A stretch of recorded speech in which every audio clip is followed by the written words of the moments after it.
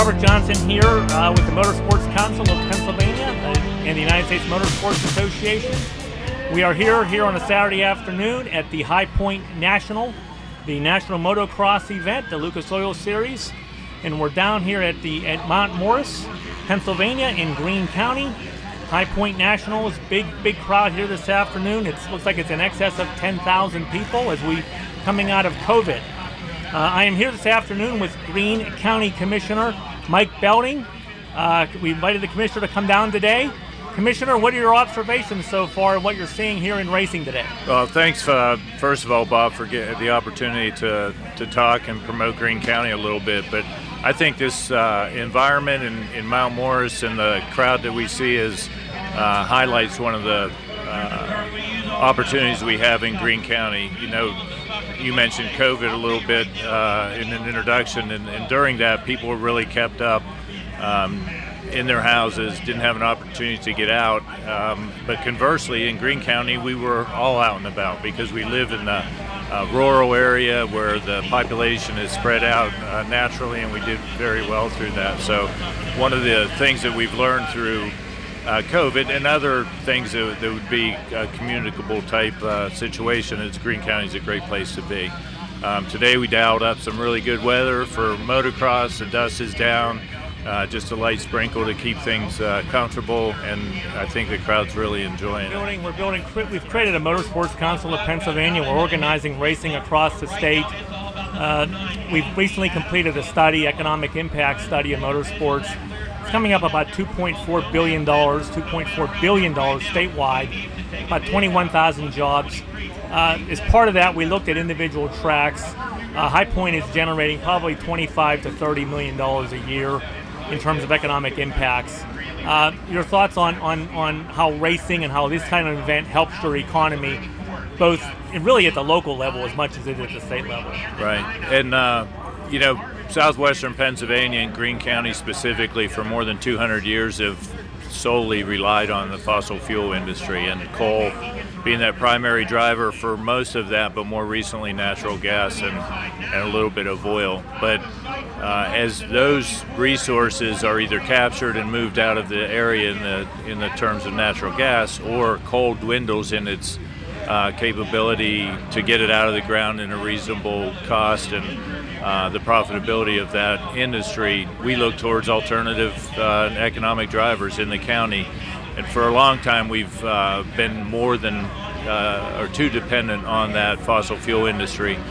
As you mentioned, the opportunity for entertainment such as motocross here and the economic drivers that bring into tourism, the restaurant industry, hospitality, sales of fuel as people move through the area. That's just another opportunity for us to be successful and diversify the economy a little bit. We're looking at different venues in Greene County to do the same thing at an accelerated rate now because we think we're a little behind the curve as far as replacing income with natural gas and coal that was formerly from that industry. So we're all open arms in Greene County for businesses, industry development, entertainment, and I think this is a good example of one of those things. It's outdoors, but it brings revenue into the region. Commissioner, we had talked earlier on when you arrived, when I met you up earlier this morning, about how you're working with some of your neighbors, particularly your neighbors down in West Virginia. The Greene County High Point Raceway is very close. It's on the Pennsylvania-West Virginia border. From a county level, you're realizing that you want to be working with your neighbors down in Morgantown in that county. Tell us kind of a little bit about what you're doing there. Yeah, so when COVID really started becoming an issue in Pennsylvania and West Virginia, treated it differently from a government perspective. But our demographics are much more like West Virginia than it is to our east or west, with more populated counties in Washington to the north and Fayette County to the east. So we kind of view ourselves as a family with our Morgantown neighbors. We reached out to the Monongalia County Commissioners, started working with them on COVID mitigation issues, in particular the WVU population at the university, the transient nature of that population coming up and down the corridors of I-79 and across Interstate 70. And then it transitioned as we got a hold of that and mitigated COVID at the rate that was acceptable. What are the next things that we can work on as neighboring counties? And obviously economic development is high on our list, and it is theirs as well. So we see great opportunities with as Morgantown fills up with business industries, and they have the university down there, a partnership to overflow into the less populated areas and more rural areas of Greene County that are still serviced by those interstates, the Monongahela River on our eastern border and so forth. So we look forward to working with them for economic development. Housing in particular is kind of full up in the Morgantown area, and we'd like to spill over and build some communities just on the southern border of Greene County with the targeted audience really of being young folks, students or individuals that are married that don't have a family yet, so we can provide an opportunity for smaller square footage in houses and reasonable taxation rates. And then retirees, and we lack the inventory of retirees downsizing into a house that makes it affordable in our tax structure. For motocross fans and all motorsports fans, if you can highlight a couple of other events that you've got throughout the year here that motorsports fans should be coming to here in the county. Yeah, thank you.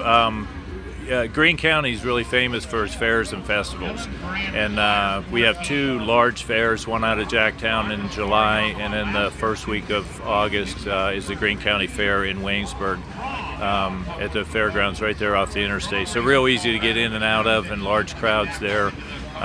Focused on agriculture, but there are also events like demolition derby and horse pulling contests and tractor pulling contests that are kind of parallel in concept to the motorized sports of motocross and so forth. We also have a lot of, I'll call them country festivals, but things from the covered bridge festivals, and there's 5 covered bridges in Greene County that you can tour. And there's a weekend set aside in September where they have festivals at all those general locations. And then we have things down on the river. Riverfest just concluded, I think it was 2 weekends ago. But a lot of outdoor activities, and that's kind of our, being rural in nature, we have a lot of outdoor activities and festivals and fairs. Well, motocross and motorsports fans, again, I want to thank Commissioner Mike Belding for coming to the big event today. Again, it's Greene County is a great place to go. Lots of recreation here in Greene County. Again, Commissioner, thank you for coming by today, and hope you enjoy the rest of the afternoon. Thanks, Bob. I appreciate that.